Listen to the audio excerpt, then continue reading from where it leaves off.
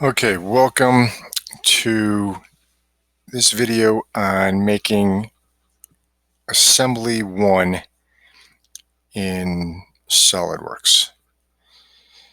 Assembly 1 appears in D2L. You're going to have to look at that PDF file and see the directions and the requirements for this assembly.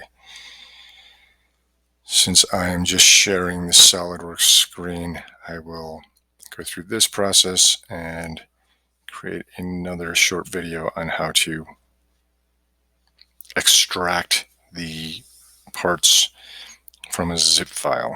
If you already know how to do that, you should be on your way. Okay, I'm going to go File, New. Typically, we've been working in part. Here, we're going to create a new assembly. Okay.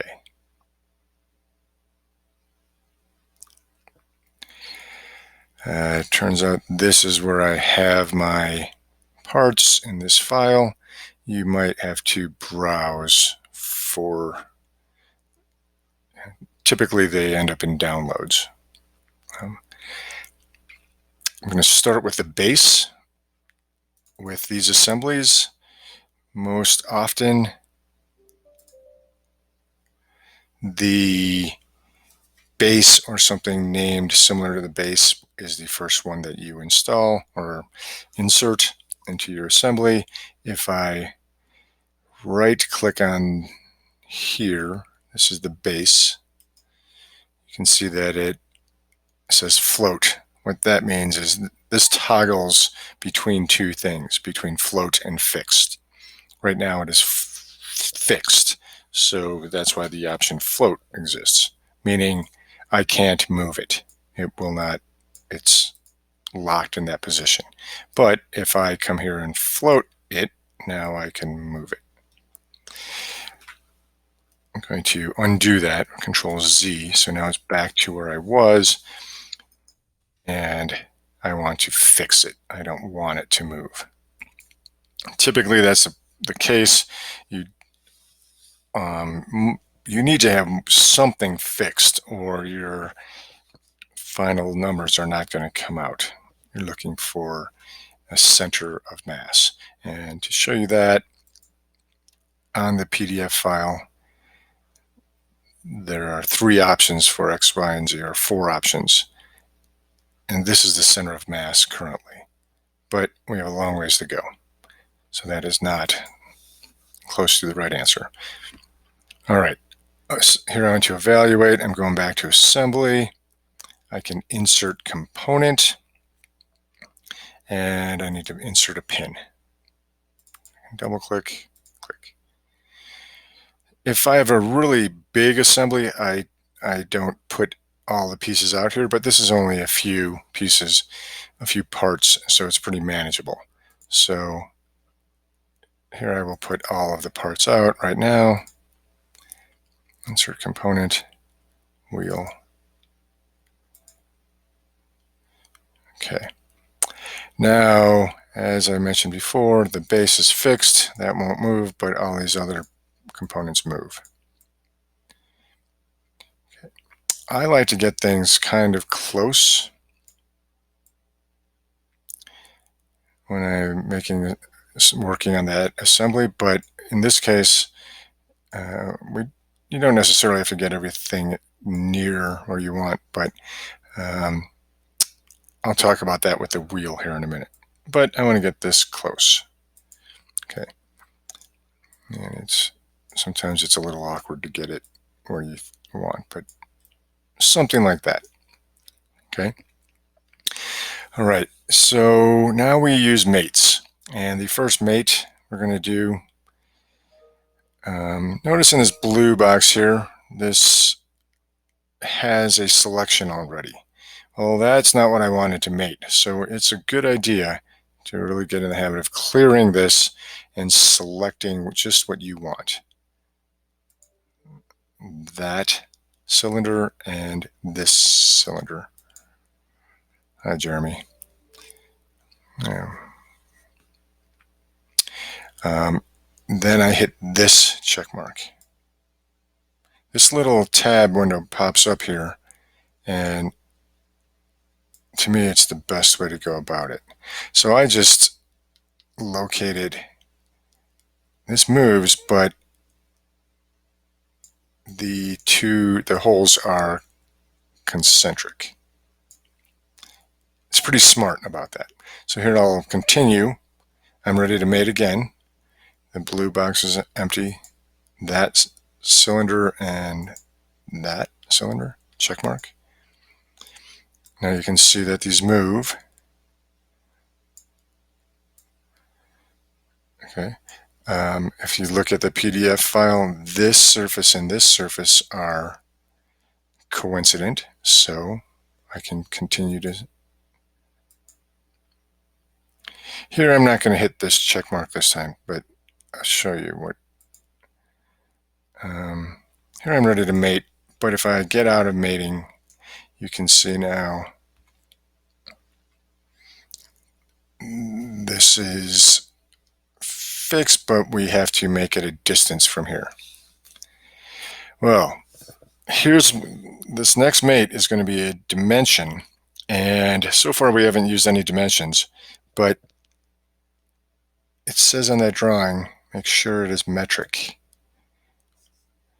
So that is really important that it's metric. And now what I'm going to do is mate. Here you see this, I had something selected, so I want to clear this selection. I want this surface right here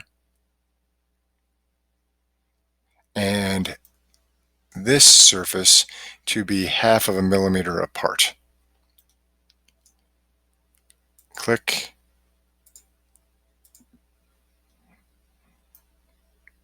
And when I click on this surface, it's going to assume that I want them coincident. They're made them coincident, but I'm not finished here. I can go in here and add a distance. Here it's, for some reason it's 1.6, but what we want is 1/2 millimeter, 0.5.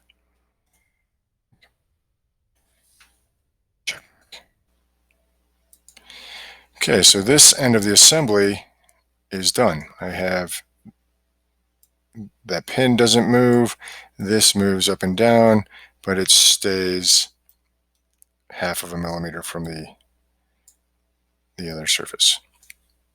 All right, now for the wheel.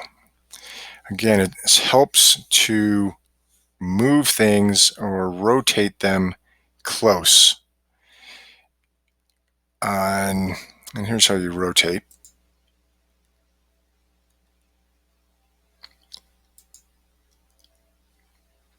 I can grab that part. Nothing else can I rotate. I can move that. That's kind of rotating, but this is the only one that's rotating. And again, move it close. And if you looked at that drawing, that little boss that's appearing red there is on this side. You don't want to do it like this. That will throw off your numbers. So we want to make sure it's facing us on this side. And that's close enough. I mean, you can see it's not nearly perfect, but it's close enough that it's going to understand what I'm trying to do. In this case, I want to mate. Here we'll do this cylinder mate again. There and there, which is going to be concentric. Well, so by making those concentric, it also, just by the nature of concentrism, these sides are now parallel. Now this does move, so okay. And this one now has to be a width mate. This is the only time that we're going to get out of standard mates and we're going to go to advanced mates. It takes a few times of using this interface to get comfortable with. If you close all these standards, advanced, mechanical, these have some pretty neat things in them. So far, we've just been doing standard mates, coincident, concentric. We're going to do tangent in a minute. But width mate is under advanced. Okay. So when I click on width mate, two windows appear and there's two selections per window. So I'm going to start with the red, and that is this surface and this surface. So it selected those surfaces and then it jumped down here. And what this is going to do is make that the wheel equal distance in between the next two surfaces I select. So this is a little tricky to get in there and see the surfaces. We could do it back here. That is the surface I want, but I'll stay looking up here.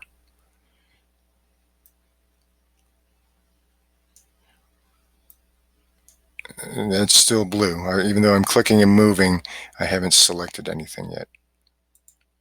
That surface and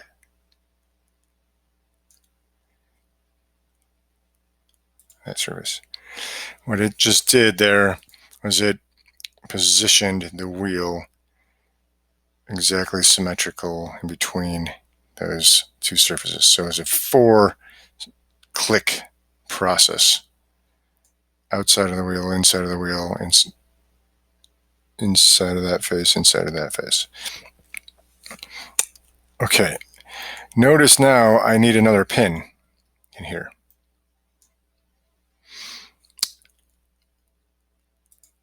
I could go up here to insert component, but a really nice little trick is I'm going to click on the control key, click on I'm holding the control key down, click and drag, and that duplicates. So again, here I hold the control key down and there's a second wheel. I don't need a second wheel, so I'll delete that, but delete. And now I just need to make this concentric. If I don't have that pin, if I forget that pin, my numbers are going to be off. So mate, nothing is selected, that's good. First selection, second selection, concentric, check mark. And you see where it's fell there, that's good. We'll just go here and here. And that makes them coincident. So that's flush. Okay, two more mates that we're looking at. We need to do a tangent mate here. See, meaning that edge and that edge, or that surface and that surface will be touching at one point. And an angle mate. This thing needs to be at 30 degrees, about like that. Okay, so let's start with the tangent mate. I'm going to choose tangent. Let me not choose tangent. I don't know if I can. See what happens. Because I know I want to do this surface and this surface. And it was smart enough to know that most likely I'm trying to do a tangent mate. In fact, that was the only option I could have had. So those are touching. Now the wheel will spin, but it's called the rod or the arm doesn't move. Okay, and the last mate is an angle mate. And that's going to be, it could be this edge and this edge. It could be this face and that face. It could even be that face and that face if we wanted, because they would still come out to be 30 degrees if we did any of those combinations. But I try to keep it what makes most sense to me, and that would be this surface and this surface. And you'll see what happens here. It just moved that down to be parallel. Well, I can override that parallel. I can make it an angle. And in this case, I can type in 30 degrees.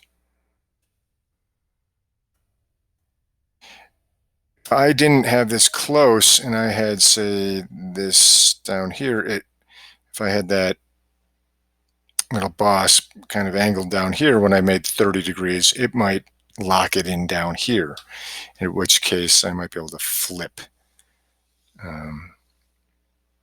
the angle. But that's what we want right there. Let's hit the check mark. Double check, nothing moves. I'm just grabbing and holding the left mouse button down. Nothing moves. Should close my email when I do these. And now one more thing. We have to define where the coordinate system is. Right now, if I go here to evaluate mass properties, I have this number. These numbers, and those aren't options. However, I only have the default coordinate system, so I'm going to make my own coordinate system. Assembly, reference geometry, coordinate system. The first selection is a point. I could pick this point, or I could actually draw a point. I could have sketched the point somewhere and dimensioned it out here, but my coordinate system is right here. And my x-axis, you'll have to study that pretty close because it's not very clear. This direction is the x-axis. This direction is the y-axis. And I had to select that box. This is the z-axis, but the z is flipped. See, I could flip any of these, but this is the order that I want. Check mark. And now I have to go in here and evaluate mass properties. This didn't change. However, very important, here's the coordinate system I just made. Voila. And that is one of the options for the answer. I would save this right away. Probably I should have saved it as I was going along.